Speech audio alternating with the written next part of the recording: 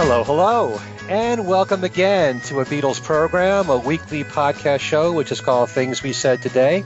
This is a program that takes a look at any aspect of the Beatles' careers, their music, their history, the past, present, sometimes even the future.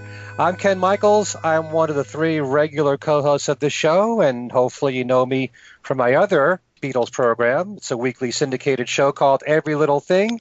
Or you might know me from my website, kenmichaelsradio.com. And I'm being joined by my two other regulars, the leading man when it comes to Beatle news on the internet, and he also writes for Billboard, Variety, Access.com, a whole bunch of publications, and that's Steve Marinucci. Hi, Steve. Hi, Ken. Hello, everyone. Also, we have the man who at one time worked in the classical department for the New York Times and has written a couple of Beatle books. Got That Something? How the Beatles, I Want to Hold Your Hand, Changed Everything. And he's also, he's a classic himself. Yes, he is. So much so that I don't need to say any more about him, right? Right. Hello, and that's everyone. our own Alan Kozin. You don't even need to, you know his name anyway. Look up the number. Yeah, I was just about to say that. There we go. Hello, Ken. Hello, Steve. Hello, everyone. On today's show, we are going to be welcoming a very special guest from Liverpool. And I'm not talking about Liverpool, New York. I'm talking about Liverpool, England. And we're going to be talking with him in just a few moments, leave you all in suspense. But before we do that, we have a whole bunch of news items to get to. And as you've known for the last couple of weeks, there's a lot that's been going on. And certainly most of the attention has been going to Paul McCartney, who has just released two new songs. One is called I Don't Know. The other is called Come On To Me. It's part of a double-sided hit. It's a double A-side, they're saying. And this is from the forthcoming album, which is called Egypt Station, which is due out September the 7th. And we're also going to be talking a bit about Paul's appearance on James Corden's show. But first, before we do that, I want to get Steve and Alan's takes on those two songs and what they think of them. We'll start with Steve. How do you feel about, let's start with I Don't Know. I Don't Know is a somber ballad, and if you listen to the words, well, you can either take them two ways. You kind of can brush them off and think they don't mean anything, or you can take them a little seriously and think Paul is like spilling his guts. And I honestly don't know. I mean, it really, to listen to those words, it kind of makes you think a lot. I mean, I like the song. I do like the song. But those words, I don't know. It's maybe I'm taking it too seriously. I mean, you know, did I take yesterday too seriously? No, you know. So, but it is interesting that the way that the lyrics go on that. So, but I like the melody. I mean, I think it's a good song. Okay, Alan? Yeah. Yeah, I kind of like that one better of the two, and to me, it's a little bit sort of Son of Beautiful Night musically, but you know, I think there's a lot going on in the music of that one, much more than is going on in the other. And one thing that struck me on the first listen was the sort of subtlety of Paul's piano playing. Yes. It's something that, you know, I mean, he's never been a bad pianist or anything. It's just that, and this wasn't like, you know, virtuoso all over the place piano, but there was a lot of, you know, gradation of volume and tone and different things. And it's a small thing, but I found that kind of impressive, you know, just to hear the way he was shaping the sound there. But yeah, I think it's a pretty nice song, and you know, if there's more of that on the album, I mean, I guess we'll see. We have no idea what the rest is going to be like. So, yeah, I did kind of like that one a bit more. And the thing to remember is, like he said, it's going to be a concept album, although he doesn't want to use the word concept album. But how those two songs fit into the concept is going to be, you know, something we'll eventually find out. But that part is you know, something that needs to be remembered. Yeah, I know for me, it's actually taking me quite a while to warm up to this song, which rarely ever happens with a McCartney song for me. I do love that introduction on the piano, like you said, Alan. It's got a real warmth, and I don't know if it's maybe echo applied to it, but it's got a unique sound to it. And it kind of reminds me, that piano intro reminds me more of a song like Same Love, which was a great bonus track from the Flaming Pie period. It actually was recorded in the late 80s, but it was a bonus track on one of the Flaming Pie singles. I love the piano playing on that, how that starts. And it's a very long intro for Paul before the vocals come in, which is rare. But what struck me most about this song are the lyrics, because it's all about the uncertainty of life and just realizing as you get older that life is not easy. And, you know, a lot of the things he says in here, it's kind of like you're coming to grips with how tough life is as you're getting, well, I don't want to say near the end, but, you know, lyrics like, I see trouble at every turn. I've got so many lessons to learn. What am I doing wrong? I don't know. Very sensitive lyrics. And to start with, I got crows at my window, dogs at my door. I don't think I can take anymore. What am I doing wrong? You know, this is a guy who most of the time is known for being so positive. So to do a song like this and to make it a single, it's kind of unique for him. It's a nice song. The melody still hasn't gripped me yet. And that's always been, to me, his greatest strength of all. You know, I always loved his melodies. And this is someone who, when it comes to ballads, is a master at it. There aren't many who are better at it than Paul. But still, I need more listens for me to really fully appreciate this song. See, I think that the melody and the words work together very well. And that's surprising for me, because I don't normally take to his songs like that, but this one I think, I don't know, works really well as far as that goes. But the question for me is, you know, what's he doing here? And also the fact that on a marketing with a marketing strategy and calling this a double A side single, he's obviously trying to make sure people don't forget one or the other. He's looking for attention for both of them, which is an interesting thing to do. Since you brought that up, marketing strategy, I'm not sure what was going on there. I mean, the day that it was announced, the day before the release, as a double A-sided single. And then the next day, everyone woke up and started looking for it, and it wasn't at Amazon, it wasn't on iTunes. I went to a physical record store, and it wasn't there. I went to a physical record store the day before, and they hadn't heard about it. They had no knowledge. Although, you know, they also said that they weren't getting a lot of stuff in lately. This is not a high-volume record store. So how can you have a double A-sided single with no actual sides? Well, I mean, no, I agree with you, and like I said online a couple of times when people asked me, I said, I'm guessing this is just going to be at least initially digital, and that's exactly what happened. So yeah, it's a weird. I mean, I think everybody heard the double A side single and expected. I mean, and that's obvious from what you just said. Yeah, they expected vinyl, and that's obviously what they didn't do, but. The whole issue is, you know, he put these two songs out as an A-sided single because, like Strawberry Fields and Penny Lane, they wanted attention for both of them. So it's an interesting strategy. I don't know. I'm not familiar with anybody else doing that. I'm sure somebody else may very well have done it, but it's a first for me, for hearing somebody else do it. It's a first for him. I mean, he hasn't done that before. Well, I also think that it's kind of strange that the single's coming out now and the album's not coming out until September 7th. Somebody else may be because he's going to tour then. Yeah, and they've got billboards for it and everything. Someone posted a billboard, a huge outdoor billboard for the album on Facebook this morning. Capitol Records has a big display too, apparently down in Hollywood. September is in some time. I mean, it's kind of weird. I have a feeling that the strategy, if there is one, may be that they're doing all the promotion now so that there's a clamor and they can say that they're releasing it early because of the clamor.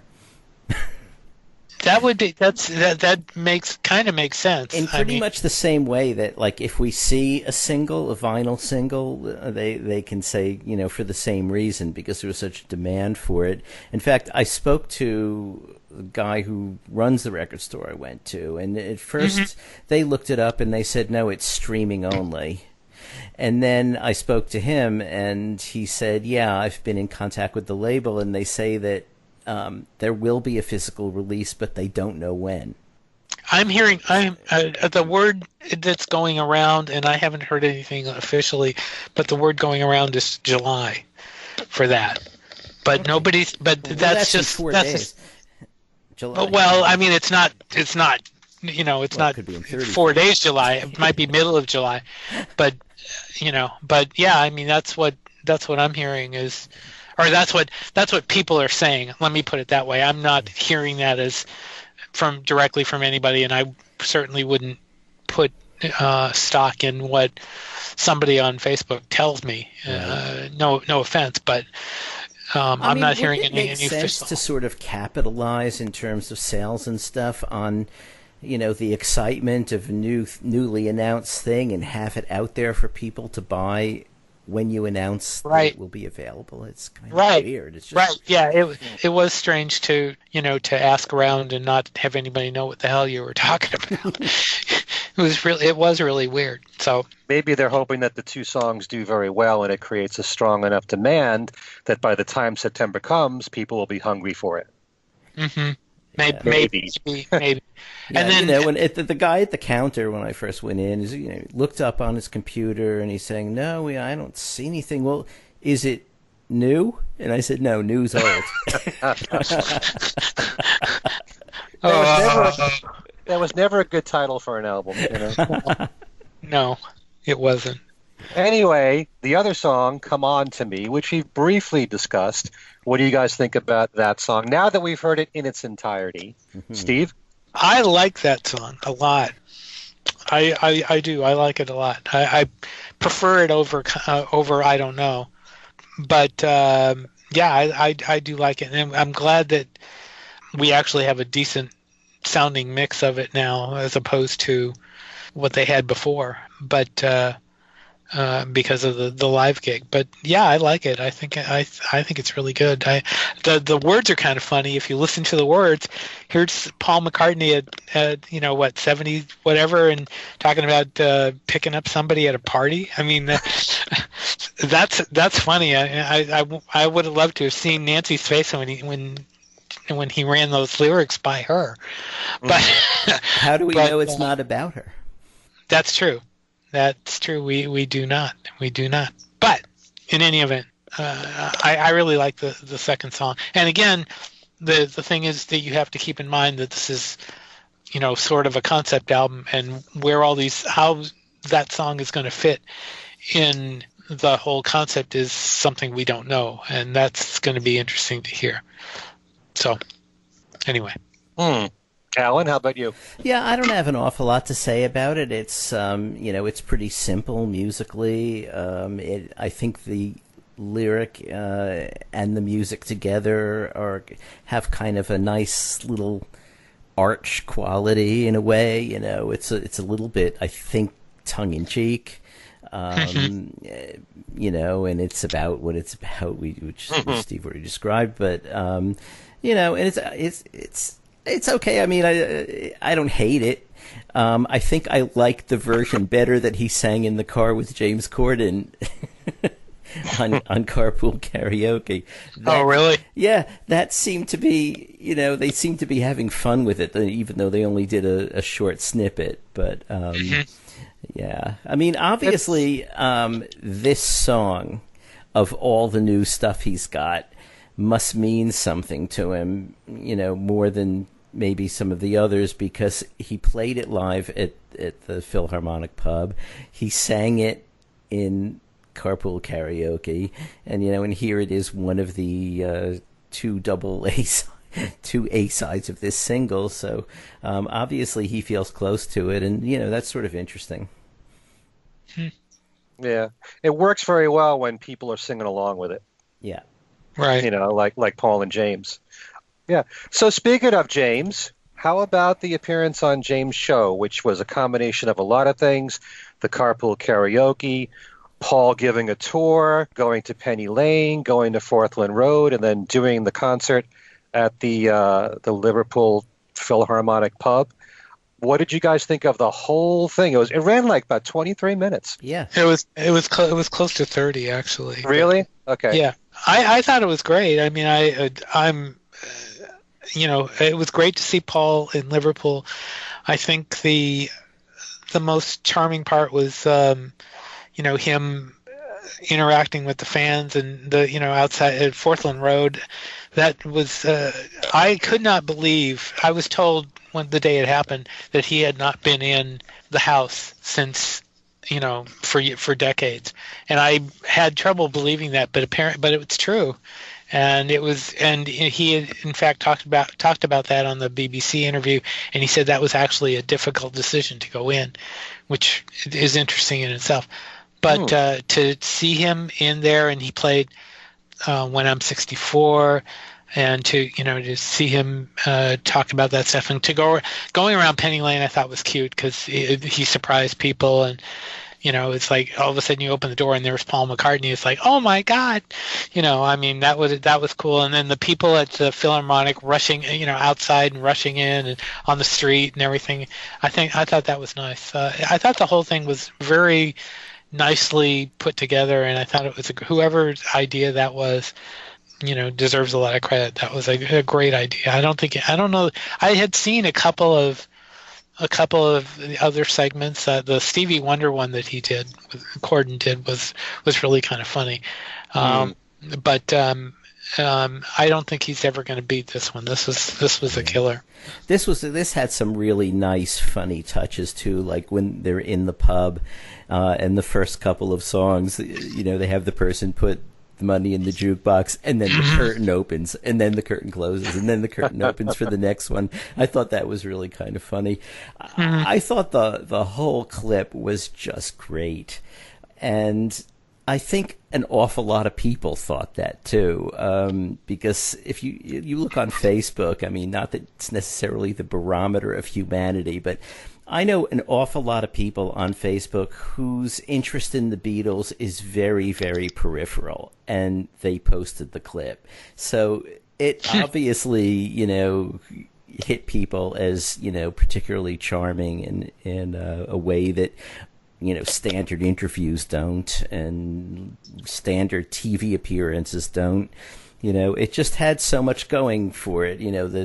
The carpool karaoke thing, singing those songs, which was, were done in a funny way a lot of the time, and the tour and the performance. It kind of had everything in a, I'd say short clip, but it's close to half an hour. So, yeah, I really enjoyed it. I've watched it a bunch of times now. 17 million views as of this morning, which is the 26th. 17 million views. That's pretty good. And this has proven to be a brilliant move on Paul's part, because as we're going to talk about in a few moments, so many songs and albums are now on iTunes because of this appearance on James Corden's show. Right. I have to tell you that the carpool karaoke thing, when I found out Paul was going to do that, I was almost kind of rolling my eyes, because I was just so tired of this particular sketch. I think it had been done many times already, and it was cute in the beginning for me. And I know he's done it with like Stevie Wonder, like you said, or Rod Stewart, Justin Timberlake.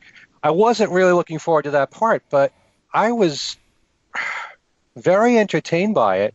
But there was more to it than just the two of them singing Beatles songs together. And there was that one moment when Paul's telling the story about Let It Be, and how the song came to him from his mother telling him to let it be in a dream. And then James said to Paul that his grandfather was a musician, and his father and grandfather played the song "Let It Be" for him and said, "This is the greatest song you're ever going to hear." And the grandfather said to James, James said the grandfather would have been so thrilled to know that this happened. He would have loved to have been here. And Paul said to him, "Well, he is here." And James was in tears, because of that. It really affected him because of his memory of "Let It Be." And there was a few seconds of silence after Paul said that. And that was really moving. Something like that. That really got to me. I wasn't expecting that in the sketch. Mm-hmm. It was like a heavy moment there. Yeah. But I love the whole Forthland Road bit, and I just don't know if the way that it was presented, and you saw all those old family photos, the Mike McCartney photos that were on the wall there, the childhood ones of Paul and Michael, and all, is that the way it is now? Has it been kept that way all these years, and is that the way it was originally? And I was thinking, have they preserved that house exactly as it was? I could check with some people in Liverpool, but I believe it has. I don't think they changed anything for that. I believe that's how it looks. Well, they restored it. I mean, other people have owned it in between, so they restored it to what it was when the McCartneys lived there. Right. Isn't that right? Yeah. Yeah. And it was cool when Paul entered the bathroom, and he started to sing in there and said, "This is where we used to rehearse," and it was great for the reverb. It was just a great area. The one thing they did not do that surprised me, because there were a lot of pictures of it that day, and in fact, Jackie Spencer, who's a Liverpool tour guide, talked to me about it. They were at the Beatles statue, and they did not show that, and that was kind of a surprise. I was expecting to see that in there, because that would have been a really because they did a lot of mugging at the statue and they didn't show it, which was I was slightly wondering why they left that out, but in any event. Well, and it was nice. Some bootlegger one day will get his hand on the outtakes, and we will see it all. I'm sure we will. Actually, I wouldn't be surprised. Well, I shouldn't say wouldn't be, but at CBS, if you're listening, release the whole stupid thing on DVD with the outtakes, huh? I mean, that you'd make a lot of money. I think. I really think you would. As a bonus disc when the album comes out. There we go. There we go. We're coming up with. I bet you Paul's thought of this already. It was also nice when Paul went into Penny Lane and into the barbershop and surprised the woman at the door. And you're walking in there, and there's all these photos of the Beatles and John cutting Paul's hair. That was really nice to know that that's how it is now. If you were to go there, right? But as I had alluded to a few moments ago, this turned out to be a brilliant move because it generated a lot of sales of songs and albums that are now on iTunes because of this. And I don't know if you have the list there, Steve. I have it in front of me. I don't. Okay, it says for the singles, this is on iTunes now. Come On To Me is number 10. Let It Be is number 20. I Don't Know is 51. Blackbird is 54. Hey Jude is 62, and Obla Di Obla Da is 98. I'm guessing that the Beatle ones are the Beatle recordings, even though there's live recordings of Paul doing it. That's what I'm figuring. I had looked at the album charts this morning. I didn't see a whole lot of action there. I saw Beatles one, I think, was somewhere around 15 or something like that. There wasn't a whole lot of... The singles chart is where it's all happening, not the album chart. Well, I have a list for iTunes for the albums. Right. It has the Beatles 1 at 8. It has the Blue Album at 21. All the Best from Paul McCartney is 51. The Red Album is 60. The White Album is 63. Abbey Road is 64. And Sgt. Pepper's 90. Okay. So that was all generated from this. Paul has said in an interview that the White Album is happening and they're putting the finishing touches on it. So we know for a fact that's going to happen, which is news in and of itself. We already pretty much knew for a fact, but we now know for a fact because we know for a fact. It was never confirmed, actually, but now with Paul saying it, it is. That's what I just said. And we still don't know much about what's on it, apart from that he mentioned listening to demos, but we don't know if all the demos are on. And elsewhere, he didn't mention it, but there's been references to Giles having done a 5.1 mix, as he did with Pepper. So we still don't know too much about what will be on it, but we now are, I guess, assured that it will be coming. Right. We just don't know when. He also said that he has no plans to retire and that he's planning some small gigs in July. So we don't know where that's going to be. But, so we have this news coming from Paul, and then we're hoping for a tour. Didn't he say something about a tour as well? Yeah, there were some words about some kind of other gigs besides the small ones, but we don't know. Again, we're all sitting on pins and needles waiting for news of that. So. Well, if he wants to play small gigs, Portland, Maine is the place, because small is what we got. There are no big venues in Maine, are there? I don't think so. And other news that I have here, one concerns Billy J. Kramer, who is about to celebrate his 75th birthday. And he's got a big concert planned for that, which is going to take place on Long Island at the newly reopened My Father's Place, which was a huge place to go to on Long Island. And it's going to be on August the 18th. Tickets are now on sale for that. He's supposed to have a special guest or two. I don't know who that is. But if you're interested in seeing Billy J for his 75th birthday, that's where that's happening. Also, the Fest for Beatle fans in Chicago is happening at the Hyatt Regency O'Hare, and that will be on, looking at my website here, August 10th through the 12th. But what's really interesting is the lineup of guests for the fest, because Jack Douglas will be there, as will Jeff Emmerich. And as far as I know, the two of them have never been at the Fest for Beatle fans before as a guest. Mm-hmm. And also Billy J. Kramer will be there, Peter Asher with Jeremy Clyde, Roy Orbison Jr., Leslie Cavendish. And this is one that will make Steve want to get his plane tickets ready. Uh-oh. Nicola Hale. Oh, yes. I heard Nicola was going to be there. Little Nicola. Little Nicola is going to be there. From Steve's favorite movie, Magical Mystery Tour. So, thank you, Ken. Again, that's on August 10th through the 12th. If you need more information, check out thefest.com for that. But it's really interesting that both Jeff Emmerich and Jack Douglas are together for this. So much history between the two of them. Anyway.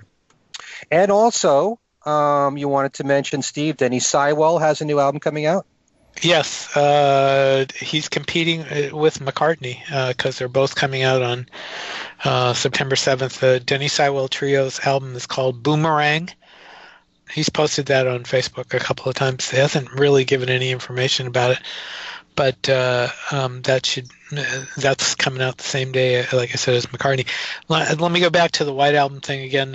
Tony Bramwell posted some rare photos this morning and said that those will be used in the reissue. So he's providing some photos, White Album session photos for that reissue.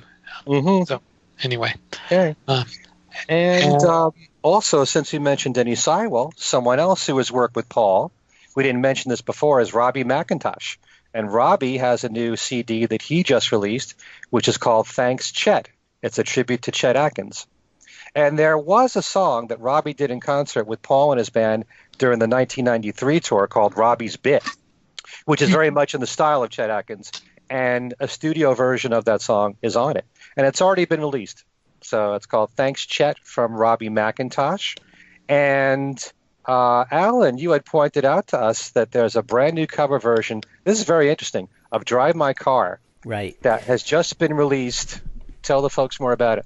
Okay, it's actually to celebrate the fact that women can now drive cars in Saudi Arabia, which they hadn't been allowed to do until now. And this cellist named Nassim Al-Tarash, who's Palestinian, got together a group with, there's another Palestinian, someone from Jordan, a bassist from Oregon, and a singer who's Syrian named Nano Reyes. And the group is called Nano and the 624, referring to the date that women were allowed to drive for the first time. And they did this Arabic version of Drive My Car with Arabic instruments, and cello. I mean, it's sort of a combination of things. Violin, there's sort of Arabic percussion and string instruments. And it's really a nice version. I mean, it's done in a kind of Arabic style. The lyrics are translated into Arabic, except for one verse. She sings the chorus once in English, but she changes the lyrics to "Baby, I can drive my car." So, it just goes to show once again that nothing is Beatle-proof. So if you want to hear a Beatles song sung in Arabic, this is the way that you can do it. It's on YouTube. It's on YouTube. I just located it. So yeah, it's out there. So it's under Nano Reyes, right? Yeah, I mean, if you YouTube it if you Google "Drive My Car" Arabic, I'm not sure what else I used in the search, but those two. I did "Drive My Car" Nano N-A-N-O and found it. So. Okay. And also, we should just make mention here of the passing of a radio legend and Dan Ingram. And this is a name that we've mentioned here on this show. He has been my hero on the radio. He was the funniest, in my opinion, top 40 DJ there ever has been. I used to listen to him all the time on WABC radio in New York and later on WCBS FM, the fastest wit, the master of double entendre. Everybody who's studied radio and listened to him, everybody thinks that he was the best, and I believe that to be the case too. As I said on Facebook, he's what us people in radio aspired to be, but there could only be one of them. And I always remember here on this show, Steve, you would bring up the fact that Dan Ingram once said that after he heard Strawberry Fields Forever, what were the words he used? It's not a record, it's an experience? Well, I don't remember the exact words, but I do remember he questioned the change in their sound, the way they had evolved, and it was all new to us at that time, and he made mention of it. I remember him talking about that day. But I mean, otherwise, he was just incredibly funny. He was just amazing. There are some great outtakes. I posted some last night in the Beatles group, but he was a master. He very quick wit. He would say all sorts of, do some double entendres and stuff. I mean, he was just great. He was fantastic. One of the was it Rewound Radio did a big tribute to him yesterday that is available for download. If you search Rewound Radio and Dan Ingram, you'll find it, and you can download the tribute. And I haven't heard it, but I'm sure he put a lot of Vericheks in it. And but he did some classic stuff. It was great. So, all right. So that is it for the news this time. And right now, we're just going to continue on with our show with a very special guest who is coming to us from Liverpool, England. That's a requirement that we have now with every guest that we have in the future. They have to be from Liverpool, or they're not worthwhile guests on the show. But anyway, we have Roag Best, who is the younger brother of Pete Best. Roag, welcome to Things We Said Today. Oh, lovely to be on the show, guys. Thanks for having me. Welcome. And Roag is here with us because he wants to tell us about a brand new museum that is about to open up. It's called the Magical History Museum, and it opens on July the 20th, and it's actually on Matthew Street, the famous Matthew Street where the cavern is. So, Roag, why don't you just tell us the basic information of what this museum is about? I'm sure there's lots of Beatles memorabilia. What can you tell us about this museum? Well, as you said, it's on Matthew Street. We're literally, I'd say, 30 yards from the Cavern Club. As we said people before, 60 years in the making, 10 years of planning. we've been struggling to get this museum off the ground for 10 years, simply because I had it set, that it had to be on Matthew Street. If I was going to do this, it had to be on Matthew Street. And as you know, Steve, Matthew Street's the main real estate in Liverpool. It's thriving on Matthew Street. It's so busy on Matthew Street that no one wants to give up a building. And on three occasions, and the final occasion, I just went, oh, that's it, I give up. And I was walking across a car park, feeling forlorn, bumped into a friend of mine who said, what's wrong with you? You look really sad. And I told him I've just let go of a dream. He said, what's the dream? Told him what it was about. He said, I love that idea. A Beatles museum on Matthew Street, taking you through the whole career, every part of the journey. He's got an item of memorabilia. He said, why aren't you doing it? I said, because there's no buildings on Matthew Street. He said, oh, I've just been offered one. I said, what? He said, I've just been offered one 30 minutes ago. So I said, you're joking? He said, no. I said, who else knows? He said, nobody. He said, he's just asked me if I want to buy it. I said, are you buying it? He said, am I a partner? I said, you are now. So we arranged the meeting, sat down with the gentleman the next morning, and agreed a price, shook hands, and sure enough, now we own this 5-floor building right in the middle of Matthew Street, old Victorian warehouse. Wow. Sounds like Kismet to me. It was meant to be. Oh, do you know what? We still laugh about that, Steve. That meeting was, the way it happened was the weirdest thing. I hadn't seen Paddy in maybe 5 years. He's just there at that time, having just been offered a building on Matthew Street. And the guy we bought it from, because I'd reached a point where I was just paranoid, Every time I got near one of these buildings, I was either gazumped or something would happen. And I was thinking, here we go. And I sat with the guy the next day, an older gentleman. He was 82 years old. And he'd had a good business, but he just reached that time where, hey, I want to, as he said to me, I want to start traveling and seeing the world. I was thinking, well, could have done that a little bit earlier, but hey, he was still looking good, still a fit man, and it's still sharp as tacks. And I said to him, well, we've agreed the deal, we've shook hands. I said, can I ask one thing of you? And he said, go on. I said, that you will not tell anybody else that you're selling this building. He said, you've got a deal. So no one knew that we'd bought it until basically we'd signed on the dotted line. And then we broke the news. And there was a lot of people that were, really? That building was up for sale? Yes, it was, but no one knew. Let me interrupt for a second. Roag, just to let you know, besides me, there's Ken Michaels. That's Ken Michaels there that's talking to you. And then there's also Alan Cozen. There's three of us on the call. Okay. Oh, hey, well, guys, I can't differentiate the voices, so I'm not sure which one of you I'm speaking to. So I shall just answer in general from here on in. Okay. Okay. Well, that's okay. Us Americans all sound the same anyway. Yeah.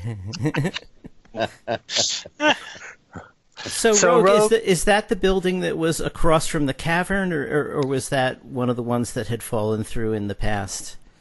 It was the initial building that had fell through 3 times was next door to the cabin.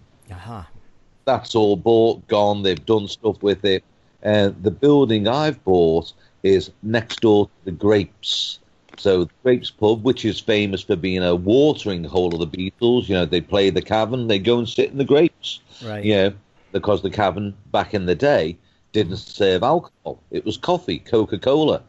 So the Beatles had finished their performance at the Cavern, go scuttling across the road, sit in the Grapes, have a few pints, and then go back to do the next performance.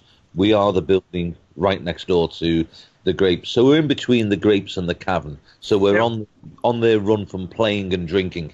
What is the state of the Grapes now? There was a report that it was closing, and then there was a report that it might not close. Do you have any insight into what's going on there?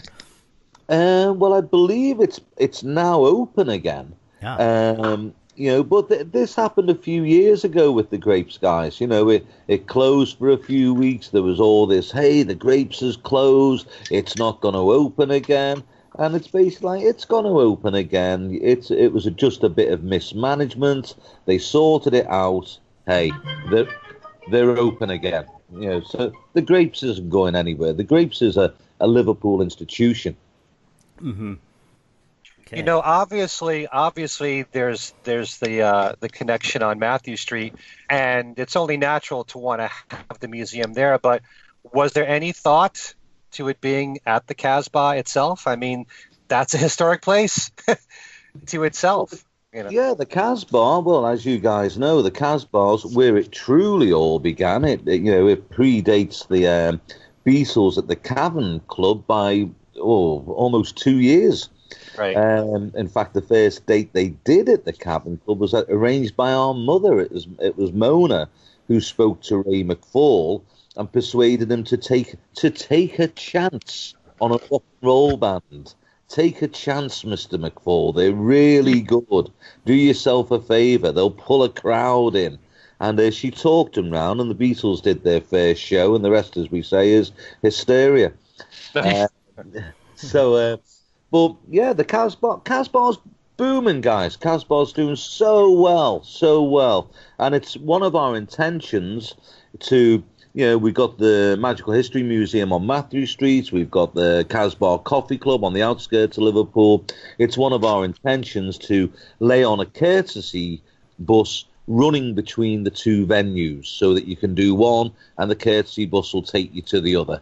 That's great. Do you have concerts every night at the Casbah? No, we don't do concerts. We're not interested in being a live venue. We just do special events. So we maybe do 3 shows a year.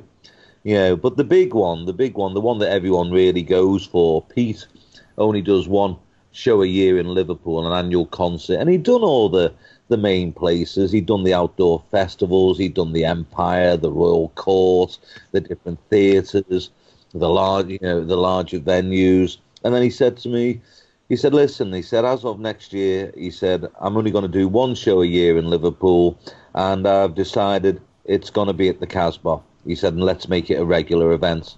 So we're in our 10th year of doing that. This year's Best Fest 10.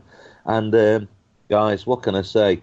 If you like a rock and roll party, I'd go as far as to say that it's probably the best rock and roll party in the world. When are you going to record those, Roag? You guys haven't recorded those, have you? No, we haven't. You've just given me the idea. This year's one's being recorded.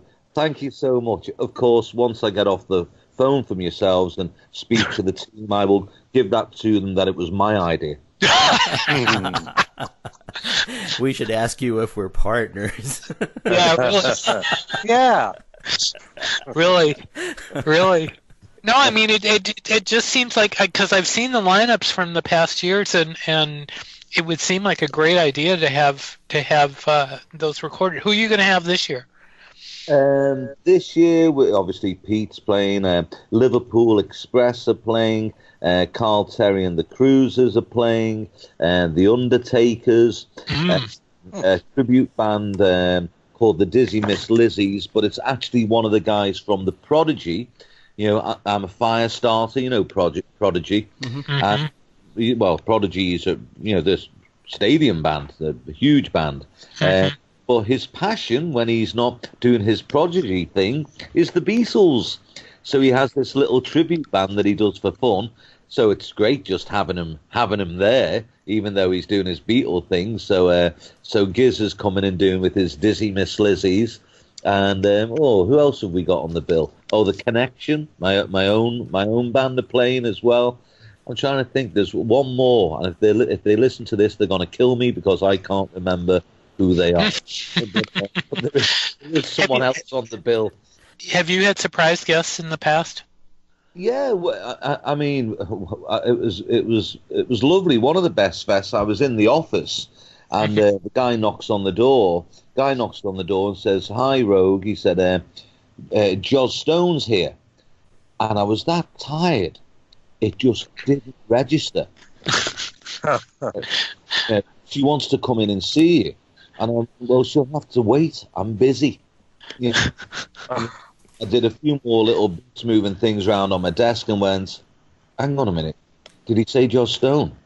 So walked up and went, I'm so sorry. Yeah, what was I thinking? Great to have you here. And then, do you know what the lovely thing about that was, guys? She was there with her whole band, and basically they said, can we play? And we were like, really? She was at the Albert Hall the night before, and her and her band got up and did this, 45-minute set. It was so good. And what really made it for me, I walked outside, and one of the band members, it was the lead guitarist, young American gentleman, and he's on the phone to his mum. And this is the guy who's played at the Royal Albert Hall the night before. And he's on the phone to his mum going, Mum, as you guys say, Mum, you're not going to believe where I've just played. I've just played at the Casbah Coffee Club where the Beatles began. And I looked at him, is that wonderful? You've been teasing online with stuff from the museum. In fact, I just shared, I think, the latest one to my Beatles group this morning. What kind of, give us a rundown on some of the stuff that you have. Okay, so items you're going to see there. The way the museum's been designed, every floor, the design is different on every floor. Every floor, the colour scheme's different. The layout's different on every floor. The colour scheme's different on every floor. I took my partners to 5 different rock museums, and then we got together for a meeting, and they looked at me and they went, so we get it. So that's how we're doing it. And I said, no, the reason I'm taking you to those museums is to show you how we're not going to do it. Because what's happened is, and I've seen them all, guys. I've travelled all over the world with this rock and roll game, and I've seen them all, and it's like someone's devised a template and everyone's copied it. So I basically said, we're not going to do anything like that. It's very different than it's been done before as a visual and audio experience. Items. Well, we've got Pete's Premier drum kit in there. We've got George's Futurama Grazio guitar used on My Bonnie, Cry for a Shadow. Mm-hmm. We have the Sgt. Pepper medals, John Moore. We have the trophy off the front of the Sgt. Pepper album cover, which was for P.S. I Love You, going into the top 100 in the USA. We have the cello from Blue Jay Way. We have, the Mauritius beads, the Beatles beads, table from India, George's first Zitar. We have props from the different films that they did. We have posters, flyers, clothing. We've got everything. You also have that color. You told me you have the first color film, that one of them. Is it St. Elizabeth's Hall? Yeah, you're right. There was a rumor going round.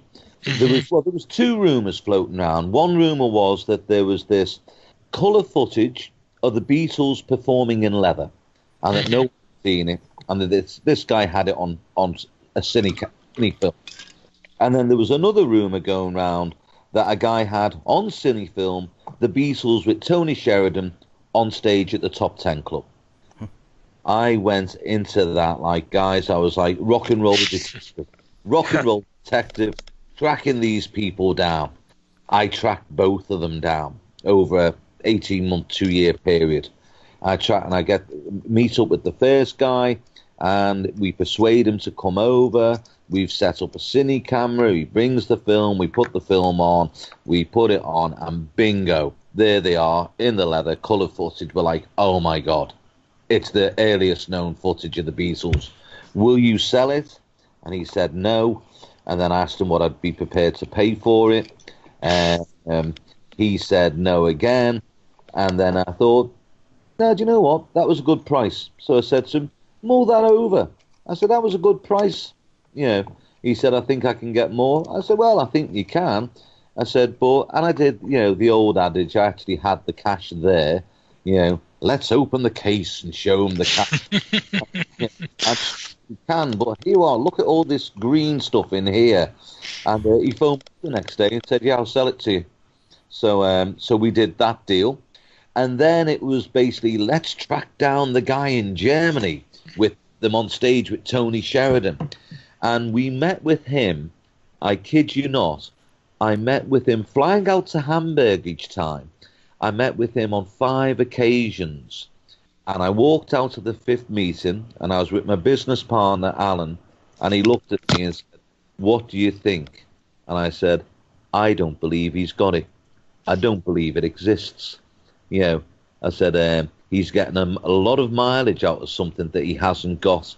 I said, what do you think? And he went, exactly the same. He hasn't got it. So we think that one was a crock of fill in the blank. Roag, you mentioned the John Sergeant Pepper medals. Were those not your grandfather's? Yeah, that's right. We'd been a military family. We'd been a military family. It was sort of prerequisite if you were male in the bests or shores that you went off to the army. And of course that stopped. But our mother, being the keeper of all things, had all the family's medals. And she had them going right back, I think, to like the Boer War. I mean, these things go right. And she knows who won them, what it was for, which campaign it was from. And John, on occasion, would ask Mo to put all these medals out so he could look at them. This was before John wanted to give peace a chance. And he was looking at all the medals, and she'd be explaining what it was about. And cut to the chase, they're doing Sergeant Pepper. He says to my dad, can you bring that box of medals to London? Will Mo lend me the box of medals? And from that transpired that he actually wore our grandfather's medals on the Sergeant Pepper cover. How much of what's in this museum is from the family through the years, and how much of it is what you've acquired more recently? Right. We have items that were given to me by my mother. We have items that were left to me by my mother. We have items that were given to me by my father and left to me by my father. And we have items that were given to me by Pete. Now that is a collection in itself. Sure. Over a 55-year period, I've been collecting, and I've only ever gone after rare items. I've only ever gone after rare items. Sometimes I got them, sometimes I didn't. So I've ended up with a really, really impressive collection, a very impressive collection. Did Pete himself save a lot? The saving to Pete's got stuff. Over the years, I approached Pete and basically said, "Hey, your Hamburg cowboy boots, can I have them?" And he went, "Yeah, sure. You want my old cowboy boots? You can have them." So great, had them. And then of course you go back and go, "Pete, your Hamburg leather trousers?" Yeah. Can I have your Hamburg leather trousers? Yeah, if you want me old Hamburg leathers, you can have them. Great. And then you go back again and you go, "Pete, can I have your Hamburg leather jacket?" And he goes, "No." I say, "Why?" He said, "Because I've got really good memories around that jacket, so I'll keep that." Okay, then a few other items happen over the years. Then I go to Pete and go, "Pete, have you still got your original management contract with Brian?" And he says, "Yeah." And I go, "Could I?" And he goes, "No." And I go, "Okay, well, tell you what. Can I take it and make a really nice colour photocopy of it and I'll bring it back?" And he goes, "No." So I go, "Okay, right, I'll just leave that one." And then he called me up a few days later and he said, "Listen," he said, "what happened was," he said, "we all signed using Mo's pen. This is not the contract that was done at NEMS, because there was a contract before NEMS that was done at the Casbah in December 61. Brian didn't realise that you had to sign over a postage stamp in the UK to make a contract legally binding. So they hadn't done that. The second contract, the one they did at NEMS, they signed over a postage stamp. So this is the one that predates that. And that was done at Hayman's Green above the Casbah. Each of the boys got the contract. They stuck the contract in a manila envelope, and because it had all been signed with Moe's pen went in Pete's envelope. Well, the pen was still in the envelope, this beautiful fountain pen. So he said, listen, he said, you can't have the management contract. He said, but if you want, you can have the pen that people signed with. I thought, that'll do. I'll have the pen. If I can't have the contract, I'll have the pen. So a lot of it just come about by being really cheeky, to be honest. I don't see why he didn't accept if you just made a copy of it. He just, with that item, I think it was just, this is too personal. I just don't want it to be seen by people, even if it's a photocopy, a nice copy. I just don't want it to be out there, and that's fine. That's fine. Yeah. Okay. Can I go back to the film of the Beatles performing? You told me that, and I think for people who didn't see the article that I wrote, that footage that you have is actually longer than the version that's on the internet. It's quite. It's tell them exactly how much longer it is. Oh, do you know what? I haven't looked at that in years. I'm looking at it next week, to be honest with you, because we're going to use it in the museum, and we're going to use the other footage that's on it, because the cine camera that's on, it starts off and it's sort of like that scratchy look, and then it comes up like someone's hand written on it, and it says the snooker room. And then it clicks to the snooker room in the club, and this is 1960s. The guys are playing snooker and blah blah blah, and the pints and the section on there, and then it goes, gets a bit scratchy again, and it goes the bar, and then it's this whole scene of people standing around in the bar playing cards, someone else playing dominoes, with their pints and whatnot, and then it gets scratchy again. It goes the cabaret room. And then, obviously, that's when the footage of the boys on stage in the cabaret room comes up. The footage, I think, now I'm going from memory here, so you may know this better than me.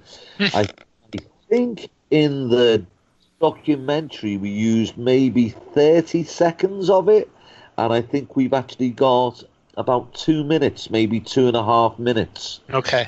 Used about 30 seconds in the documentary. But there is more footage of the Beatles on stage than what we've seen, correct? Yeah, of that footage. Okay. Unfortunately, there's no audio. I mean, right. How nice would that have been if the audio had been with it? But hey, there's no audio.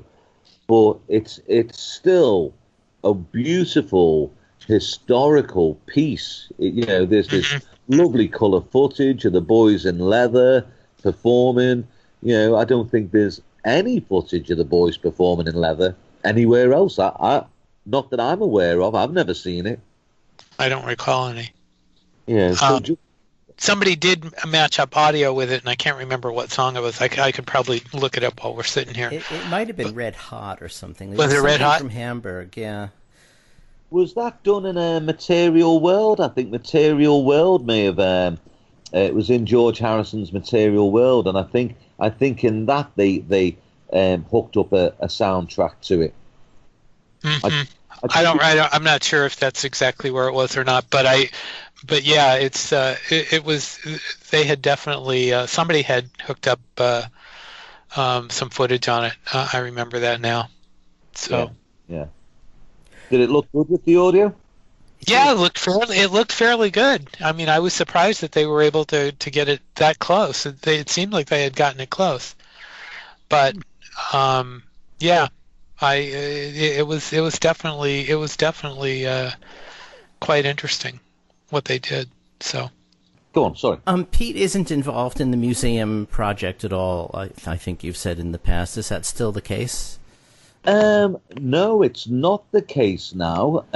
Pete wasn't involved in the museum project. I was pretty much going solo with it, and then a friend of mine, Alan, who's a business partner of mine on other projects, basically said, "I'd like to come in and do that." And I thought, why not? I trust this guy as much as you can trust anybody, And now we've been friends a long time. We've been friends since we were like 14 years old. So we've been friends now like 20 years. Maybe a bit more. So Alan came in, and then Alan's other business partner in another business, he said, hey, I'd really like to come in and be part of this.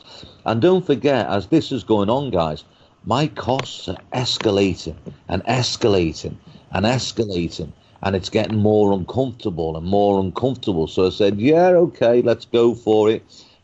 Paddy was already involved. Hey, am I a partner? So there was 4 of us then. And then we're sitting there, and it's like, okay, we're getting ready to do the last push, And we all sat down and went, okay, this last push is going to be X, Y, and Z financially. Everyone comfortable to do that? And everyone around the table went, we can, but, Jesus. So I said, well, why don't we have a 5th partner?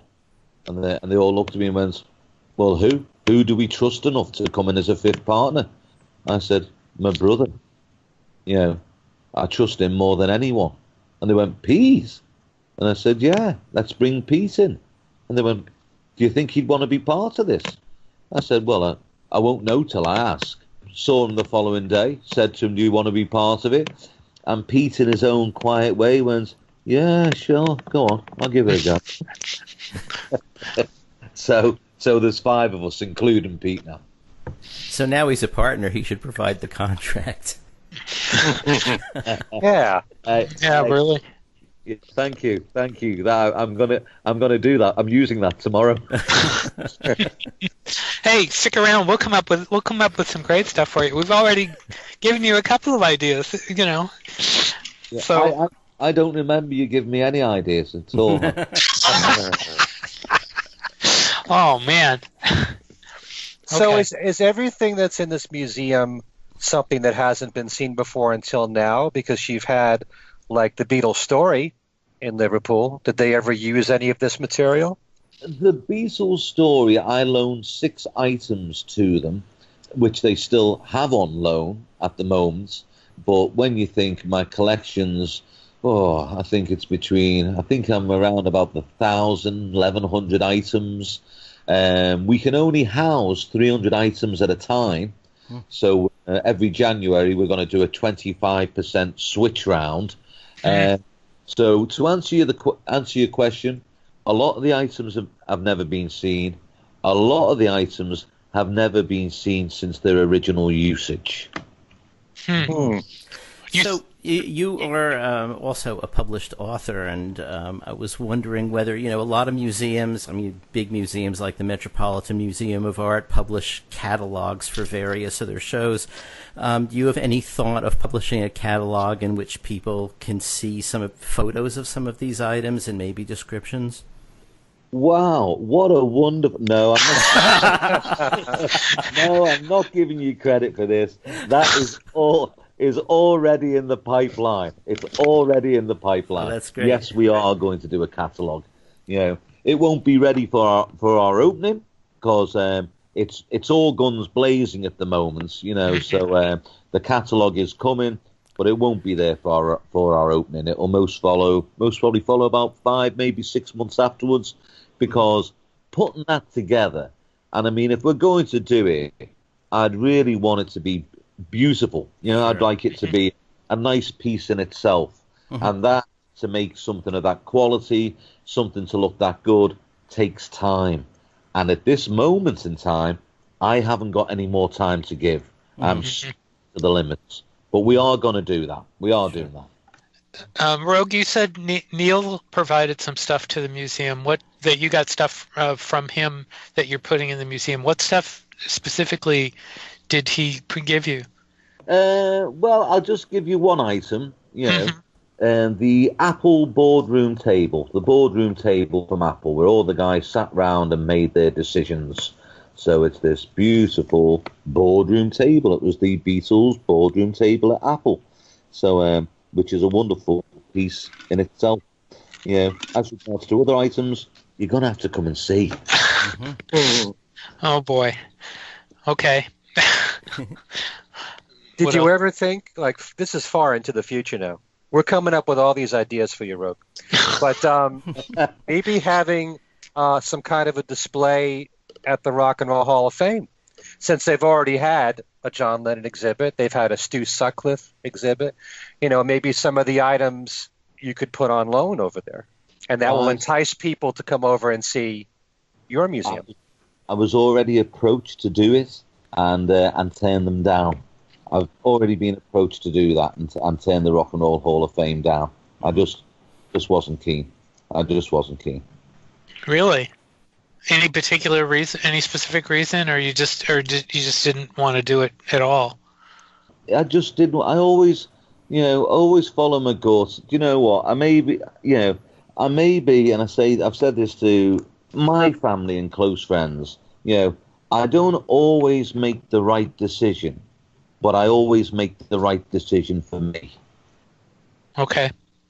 It just didn't appeal. Not for any particular reason. I just thought, no, I don't want to do that. So we said, thank you so much. No thanks. Okay. Of course, if they want to induct me at any point into the Rock and Roll Hall of Fame, you can obviously open up the negotiations again. Yeah. We were talking about this the other day. We wondered if when Paul was in Liverpool with James Corden, if he and Pete had connected, or if you had even seen him in the city that day. Did you guys see him? Well, lots of people saw him knocking about. Friends of mine saw him knocking about. I got a couple of calls saying, hey, do you know Paul's in town? No, I didn't. I didn't know Paul was in town. A few people said, hey, one of my friends phoned up and said, come on, Roag, make the phone call. Make the phone call. Me and you can go and watch Paul's show. Make the phone call. And I said, I can't make the phone call. He went, why can't you make the phone call? I said, because I'm babysitting my grandson. And he went, well, what about you make the phone call and I can go?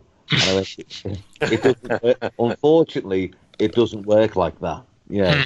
So that was it. Because my eldest son had a son, so there's now a third generation Roag. And him and his partner were saying how tired they were, how they hadn't been out for 4 months. And I foolishly said, guys, I'm around this weekend. My wife's away in Edinburgh watching the Rolling Stones. My daughter's away in Benidorm on a girls' hen night. The younger boys, 11 and 12. I said, hey, I'm about this weekend. Why don't you? I'm going to book you into a hotel. It's a treat on me. You guys enjoy yourselves in Liverpool, and I'll have the baby. I forgot how hard it was. And by 8:30 on the first night, I was on my knees, practically on the verge of tears, thinking, oh my God, what have you done? It was so hard. Here's another idea you can steal. Have you and Pete do a carpool karaoke on your own in Liverpool.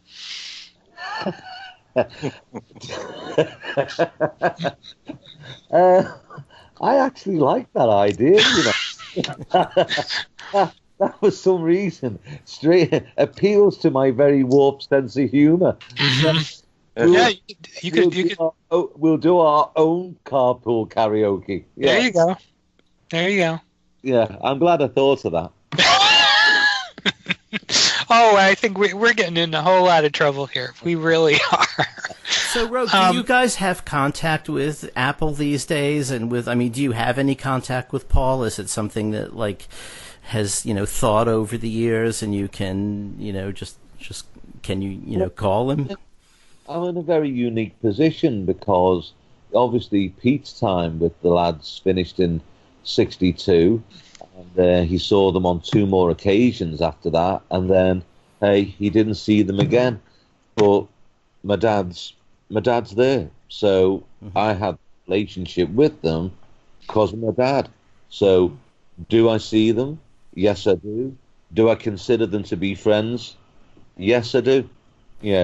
So In you fact, saw them when you were a little kid and everything, and you sort of grew up seeing them every now and then.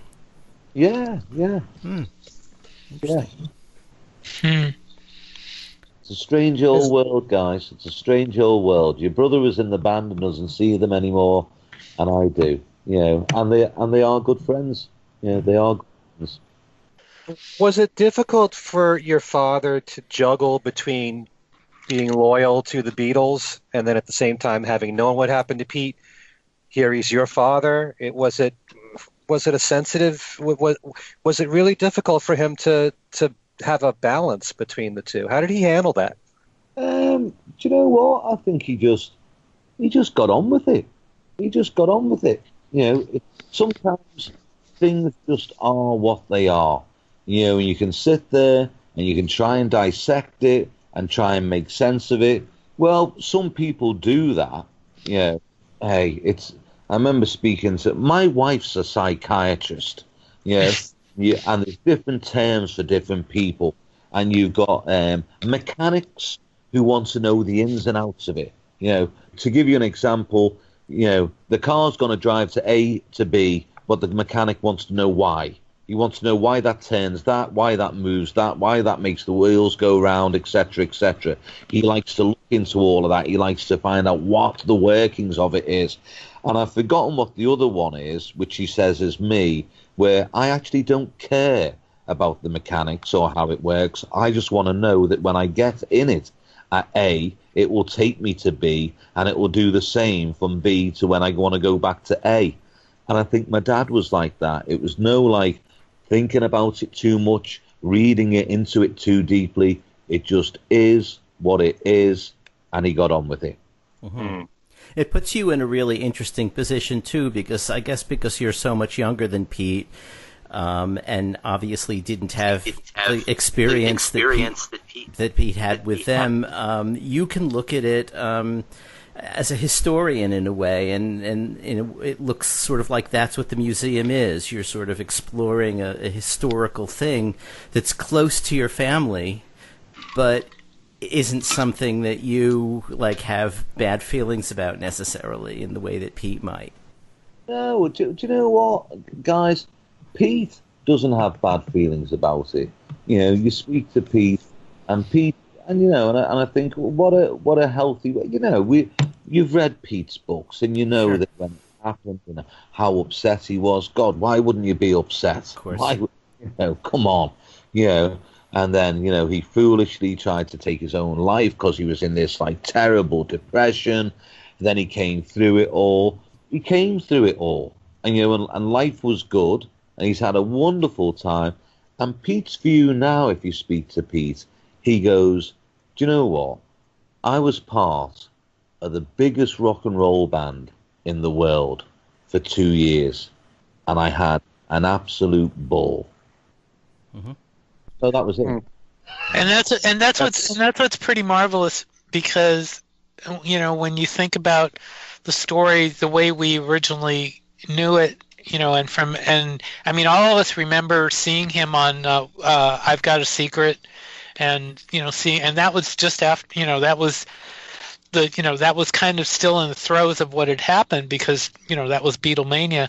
And now so many years later, and the attitude is completely, he's completely put out a new image, and it's really marvelous, because I mean, you're right. I mean, he was that is a pretty devastating thing to happen, and he has he's turned it around, and you got to give him a lot of credit for that. Yeah. Thanks, guys. Thanks. Yeah, he's a pretty together guy, Pete. He doesn't give away too much, but I'll tell you what, he's a really together guy, and Pete's one of those guys. If he makes a friend of you, then he's a friend for life. And if you tell him a secret, Jesus, he's not going to breathe a word. He's not going to breathe a word. I don't know anyone who can hold their own counsel the way Pete does. Mm-hmm. Yeah, I've interviewed him a couple of times, and he's a sweet guy, and I really always admired his healthy attitude. Oh, thanks, man. You're the guy that gave him all the ideas for the Heyman's Green album, and That was me. Yeah. Oh my gosh! You're gonna have to The talk to truth us. comes out. You're gonna have to talk to us more often, Rogue. We keep coming up with ideas for you. Oh, guys, do you know what? You're going to make me a fortune. You're going to make me a fortune. Yeah. So, yeah, I'll obviously deny this conversation. Should you? Oh my gosh! Since you mentioned Heyman's Green, has Pete ever made any plans to record another album, or has he thought about it? It's really strange that you should ask that, because Heyman's Green, there was 4 tracks that didn't get onto the finished album. Not because they were weak, because we ran out of time. We ran out of time, and we sacrificed 4 of the tracks. We just said, you know what, we're just going to have to go with it as it is. One track called Me and Johnny. It's this whole drum thing going on. One of my favourite tracks. And we left that to studio, because Phil, who was going to sing it, it's a screamer. And every time when I say studio, we recorded it in studio. To mix it, we left it to the studio that we're going to mix in. We were mixing in another studio. Recorded it in one, mixed it in another, mastered it in another. Hey, isn't that what we all do? So, no, we don't. We all just make the albums on our laptops now. But our plan was, when we get to the studio where we're mixing, Phil's like, no, just because I need to be able to really get up there. And we're okay. And then we get into the studio and we say, hey, Phil, you really got to go for the lead vocal on Me and Johnny. Yeah, okay. And he has 3-4 takes, and we're all going, it's not really there, is it? He says, no. Do you know what? Let's get on with mixing the album, and I'll have another go at that track tomorrow. So the next day we try again, and we all look at each other and go, it's not. We did it 3 times, and then went, stop. This is not going to work, and this is not the place to be doing this. Forget laying the lead vocal down on that track. Let's just get on with mixing the album. We've got 4 tracks that should have gone on that album. We're going to re-release Heyman's Green. We're going to call it, hey, this is the original for you. We're going to call it Heyman's Green plus 4. And those 4 tracks, we might call it something else, to be honest with you. Heyman's Green, obviously, maybe just Heyman's Green plus the tracks that weren't on it first, whatever. We'll think of something clever. Well, when we come off air, you guys can tell me what it's going to be called, and I'll obviously claim it as my own idea. But let's get working on that. Yeah, really. I think Deluxe Expanded Edition would do. Yeah, but we are re-releasing it with the 4 tracks that we're missing. We're going to release those tracks off, and they're going on. So we are releasing it. And then, to coincide with the re-release of Heyman's Green, and we haven't toured in America for so long, we're actually going to come back next year. We're actually going to come and do a tour next year to promote. Oh, we're breaking news. We're breaking news here in more ways than one. That's great. You guys just played the Beatles convention in San Diego. Yeah, that was really good fun. It was really good fun. So that was that. We played along with a band called the Fallen Doves, and a guy called Chris Laver is the leader of the band. Mm-hmm. And he was just a lovely guy, but a talent in his own right. He's a really talented young man.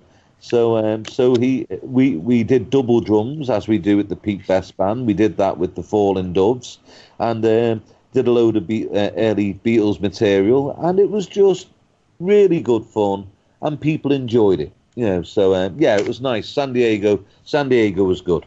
Is the tour next year going to be Beatle conventions, or are you going to do regular gigs? We don't know. I only spoke to our past promoter 2 days ago. This is how new this idea is. I only spoke to her 2 days ago, and she said, okay, so re-release of Heyman's Green, the 4 bonus tracks. You're going to come out for 3, maybe 4 weeks touring. When are you coming to do the tour? And right. We haven't thought that far ahead. We only had the idea that we were going to do any of this about 3 days ago. I just wanted to check that you were on side to put the tour together. Yeah. So I was like, yeah, I'm on side. Just tell me when you want to come. We don't know when we're coming yet. But obviously, you guys will be the first to know because Okay.